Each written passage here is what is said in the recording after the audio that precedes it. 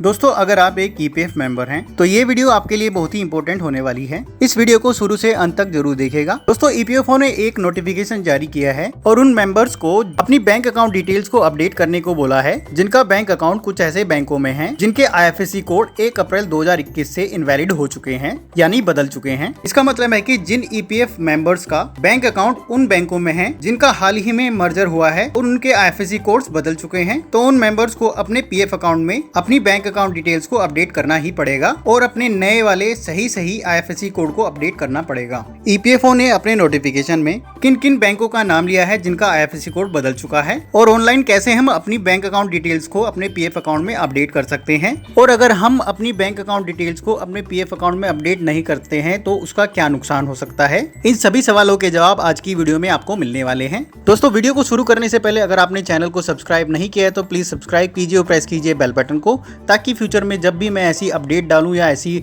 Important video डालूं तो उसका नोटिफिकेशन सबसे पहले आपको मिल जाए। दोस्तों ईपीएफओ ने जो नोटिफिकेशन जारी किया है उसमें ईपीएफओ ने ईपीएफ मेंबर्स को बोला है कि जिनका bank account Andhra bank, oriental bank of commerce, Allahabad bank, syndicate bank, United bank of India और कॉर्पोरेशन बैंक में है, उन्हें अपने पीएफ अकाउंट में अपनी बैंक अकाउंट डिटेल्स को अपडेट करना ही पड़ेगा, क्योंकि इन सभी बैंकों के आईएफएससी कोड 1 अप्रैल 2021 से बदल चुके हैं। और अगर आप ऐसा नहीं करते हैं तो आप अपने पीएफ का ऑनलाइन क्लेम नहीं कर पाएंगे। उससे पहले आपको अपना सही आईएफएससी कोड अपने बैंक से पता करना होगा और अपने पीएफ अकाउंट में अपडेट करना होगा और अपने एम्प्लॉयर द्वारा अप्रूव कराना होगा। उसके बाद ही आप अपने पीएफ का ऑनलाइन क्लेम कर पाएंगे। तो आइए आगे देखते हैं कि हम अपने पीएफ अकाउंट में अपनी बैंक अकाउंट डिटेल्स को ऑनलाइन कैसे अपडेट कर सकते हैं। दोस्तों पीएफ अकाउंट में ऑनलाइन घर बैठे अपनी बैंक डिटेल्स को अपडेट करने के लिए, चेंज करने के लिए सबसे पहले आपको जाना है गूगल पर और सर्च करना है ईपीएफओ।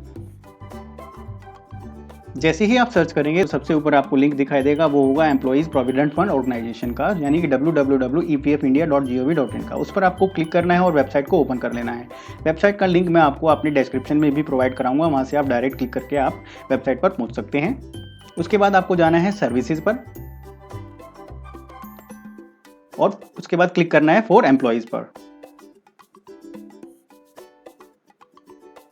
जैसे ही आप क्लिक करेंगे आपको जो नेक्स्ट स्क्रीन दिखाई देगी कुछ इस तरह से होगी। आपको जाना है सर्विसेज पर और उसमें सेकंड ऑप्शन को आपको चूज करना है और क्लिक करना है मेंबर यूएन/ऑनलाइन सर्विसेज पर आपको क्लिक करना है।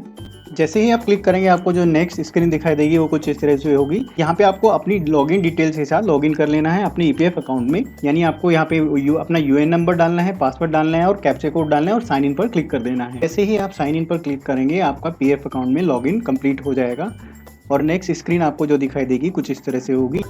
लॉगिन करने के बाद आप राइट हैंड साइड पर देखेंगे मेंबर प्रोफाइल, जहां आपको आपके पीएफ अकाउंट की पूरी डिटेल्स दिखाई देगी, जैसे कि आपका यूएन नंबर, आपका नाम, date of birth, gender, Aadhaar, PAN, bank account number, mobile number और ईमेल आईडी। ये सारी डिटेल्स आपको दिखाई देगी, क्या क्या आपकी अपडेट है, क्या क्या आपकी अपडेट नहीं है। यहाँ आप देखेंगे बैंक अकाउंट नंबर के सामने आपका वो बैंक अकाउंट नंबर अपडेटेड होगा जो आपने अपडेट किया हुआ है। अगर आपने अपडेट नहीं किया हुआ है बैंक अकाउंट की डिटेल्स को, यानी कि आपकी बैंक केवाईसी को अगर आपने अपडेट नहीं किया हुआ है, ऐड नहीं किया हुआ है, तो आपको यहाँ पे दिखाई देगा नॉट अवेलेबल। जैसा कि मेरे केस में यहाँ पे दिखाई दे रहा है नॉट अवेलेबल, यानी कि मैंने अभी कोई भी अपनी बैंक अकाउंट की डिटेल्स और अपने पीएफ अकाउंट में अपडेट नहीं की है बैंक, अब यानी कि कोई भी बैंक केवाईसी को मैंने अपनी अपडेट नहीं किया है, जो कि मैं आज करने वाला हूं और आपको लाइव बताने वाला हूं कैसे आप अपने बैंक अकाउंट की डिटेल्स को अपने पीएफ अकाउंट में ऐड कर सकते हैं, अपडेट कर सकते हैं या चेंज कर सकते हैं। दोस्तों पीएफ अकाउंट में बैंक अकाउंट डिटेल्स को अपडेट करने के लिए आपको कोई भी डॉक्यूमेंट अपलोड करने की आवश्यकता नहीं पड़ती है। इसके लिए केवल आपका अकाउंट नंबर और आईएफएससी कोड की आवश्यकता होती है। दोस्तों सबसे जरूरी बात यह है कि आपके आधार कार्ड में आपके मोबाइल नंबर का अपडेट होना बेहद ही जरूरी है, क्योंकि पीएफ अकाउंट में बैंक अकाउंट डिटेल्स को अपडेट करते समय या बैंक केवाईसी को कंप्लीट करते समय वैलिडेशन के लिए आपके आधार कार्ड में जो मोबाइल नंबर रजिस्टर्ड है उस पर एक ओटीपी भेजा जाता है, ताकि आप ओटीपी के जरिए उसको वेरीफाई और वैलिडेट कर सकें। तो अगर आपके आधार कार्ड में आपका मोबाइल नंबर अपडेट नहीं है तो पहले उसको आपको करा लेना चाहिए। अपने पीएफ अकाउंट में अपने बैंक अकाउंट की डिटेल्स को अपडेट करने के लिए सबसे पहले आपको जाना है मैनेज पर और क्लिक करना है केवाईसी पर। जैसे ही आप क्लिक करेंगे जो आपको अगली स्क्रीन दिखाई देगी वो कुछ इस तरह से होगी। यहाँ आप देखेंगे आपको एक मैसेज शो किया जाएगा, note an OTP will be send to your Aadhaar link mobile number for submitting bank KYC, यानी कि आपकी बैंक केवाईसी को सबमिट करने के लिए आपके आधार कार्ड के साथ जो भी मोबाइल नंबर लिंक्ड है उस पर एक ओटीपी भेजा जाएगा, जिससे आप अपनी बैंक केवाईसी को वैलिडेट या वेरीफाई कर सकते हैं। उसके बाद नीचे आप देखेंगे 4 ऑप्शन यहाँ पे आपको दिखेंगे जिनकी केवाईसी आप ऑनलाइन अपडेट कर सकते हैं। पहला है बैंक, पैन नंबर, आधार और पासपोर्ट। तो बैंक केवाईसी को अपडेट करने के लिए आपको क्लिक करना है बैंक पर। जैसे ही आप बैंक पर क्लिक करेंगे यहाँ पे आपको आपकी बैंक डिटेल्स मांगी जाएगी। तो सबसे पहले आपको आपका बैंक अकाउंट नंबर फिलअप करना है। उसके बाद कंफर्म करने के लिए दोबारा आपको अपना bank account number, same bank account number यहाँ पे फिलअप करना है। उसके बाद आपका जो बैंक अकाउंट है उस ब्रांच का IFSC कोड क्या है वो यहाँ पर आपको फिलअप करना है। बैंक अकाउंट डिटेल्स फिलअप करने के बाद आपको क्लिक करना है वेरीफाई IFSC पर। जैसे ही क्लिक करेंगे यहाँ पर एक मैसेज शो होगा IFSC वेरीफाइड, यानी कि आपका IFSC कोड सही है और अब वो वेरीफाई कर दिया गया है। यहाँ पर ओके पर क्लिक करेंगे। जैसे ही आप ओके पर क्लिक करेंगे आप देखेंगे नीचे जो आपका बैंक अकाउंट है उसकी ब्रांच का एड्रेस आपको दिखाई देगा और आपका बैंक का नाम दिखाई देगा। उसके बाद आपको सेव पर क्लिक करना है। जैसे ही आप सेव पर क्लिक करेंगे आपके आधार कार्ड के साथ जो भी मोबाइल नंबर रजिस्टर्ड है उस पर एक OTP भेजा जाएगा। यहाँ से आप चेक कर सकते हैं कि आपने जो बैंक अकाउंट डिटेल अपने PF अकाउंट में अपडेट करने के लिए फिलअप की है वो सही है या नहीं है। यहाँ से चेक करने के बाद आपको एंटर OTP में आपको OTP एंटर करना है और सबमिट पर क्लिक कर देना है। जैसे ही आप सबमिट पर क्लिक करेंगे आपकी जो केवाईसी है यानी कि आपकी जो बैंक अकाउंट डिटेल्स हैं आपके PF अकाउंट में ऐड कर दी जाएगी और उसको अप्रूवल के लिए आपके एम्प्लॉयर के पास भेज दिया जाएगा। और आपको जो अगली स्क्रीन दिखाई देगी वो कुछ इस तरह से होगी। यहाँ पे आपको 2 सेक्शन दिखाई देंगे, करंटली एक्टिव केवाईसी और केवाईसी पेंडिंग फॉर अप्रूवल। यानी कि करंटली एक्टिव केवाईसी में आपको जो आपकी केवाईसी ऑलरेडी कंप्लीटेड है और आपके एम्प्लॉयर द्वारा अप्रूव्ड है वो दिखाई देगी। और नीचे केवाईसी पेंडिंग फॉर अप्रूवल में आपको दिखाई देगा जो आपने केवाईसी ऐड किए हैं पर वो आपके एम्प्लॉयर के अप्रूवल के लिए पेंडिंग है। जैसे कि मैंने यहाँ अपनी बैंक अकाउंट डिटेल्स को अपडेट किया है, यानी कि अपनी बैंक केवाईसी को यहाँ पे ऐड किया है। यहाँ पे आप देख सकते हैं कि आपको स्टेटस में एक मैसेज शो होगा pending with employer for digital signing, यानी कि जो बैंक डिटेल्स मैंने अभी अपडेट की है वो मेरे एम्प्लॉयर के पास भेज दी गई है अप्रूवल के लिए।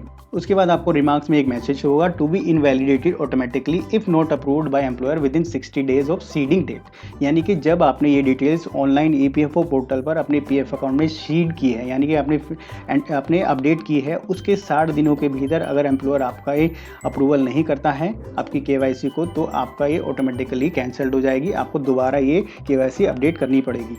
यूजुअली 2 से 3 दिनों के अंदर ही आपकी केवाईसी को एम्प्लॉयर द्वारा अप्रूव कर दिया जाता है। अगर आपका एम्प्लॉयर 2 से 3 दिनों के भीतर ये अप्रूव नहीं करता है तो आपको अपने एम्प्लॉयर के पास कांटेक्ट करना चाहिए, आपको कॉल करना चाहिए। ईमेल के द्वारा आप अपने एम्प्लॉयर को कांटेक्ट कर सकते हैं। अगर फिर भी कई ईमेल्स के बाद या कांटेक्ट करने के बाद एम्प्लॉयर आपका अप्रूव नहीं करता है तो EPFO ग्रेवियंस पर जाकर आप अपनी कंप्लेंट दर्ज करनी होगी। ऑनलाइन केवाईसी डिटेल्स यानी अपनी बैंक अकाउंट डिटेल्स को अपडेट करने के बाद अगर आप चेक करना चाहते हैं कि मेरी जो बैंक अकाउंट डिटेल्स है वो मेरे एम्प्लॉयर द्वारा अपडेट कर दी गई है या नहीं की गई है तो उसके लिए आप क्या करेंगे, उसके लिए आपको फिर से मैनेज पर जाना है और केवाईसी पर क्लिक करना है। जैसे ही आप क्लिक करेंगे आप देखेंगे करंटली एक्टिव केवाईसी में आपकी जो एक्टिव केवाईसी अप्रूव्ड है आपके एम्प्लॉयर द्वारा उसकी लिस्ट आ जाएगी। उसमें सबसे ऊपर आप देखेंगे मैंने जो अपनी बैंक अकाउंट डिटेल्स को अपडेट किया था, ऑनलाइन ऐड किया था, वो मेरे एम्प्लॉयर द्वारा अप्रूव्ड कर दी गई है। स्टेटस में आप देख सकते हैं यहाँ पे अप्रूव्ड लिखा आ रहा है, यानी कि मेरे एम्प्लॉयर ने वो डिटेल्स हैं जो मेरी बैंक अकाउंट डिटेल्स है वो जो मैंने ऐड की थी वो अभी अप्रूव्ड कर दी है। तो ऐसे आप चेक कर सकते हैं आपकी केवाईसी अप्रूव हो गई है या नहीं हुई है, उसका स्टेटस आप आसानी से चेक कर सकते हैं। तो दोस्तों इस तरीके से आप अपने बैंक अकाउंट की डिटेल्स को अपने PF अकाउंट में ऐड कर सकते हैं, अपडेट कर सकते हैं या फिर चेंज कर सकते हैं बड़ी आसानी से। दोस्तों वीडियो अच्छी लगी है तो प्लीज़ लाइक और अपने दोस्तों के साथ शेयर जरूर कीजिएगा और अगर कोई क्वेरी है तो आप कमेंट बॉक्स में लिख के मेरे से पूछ सकते हैं। तो दोस्तों अभी के लिए धन्यवाद, अगली वीडियो के साथ फिर से मिलेंगे। All the best.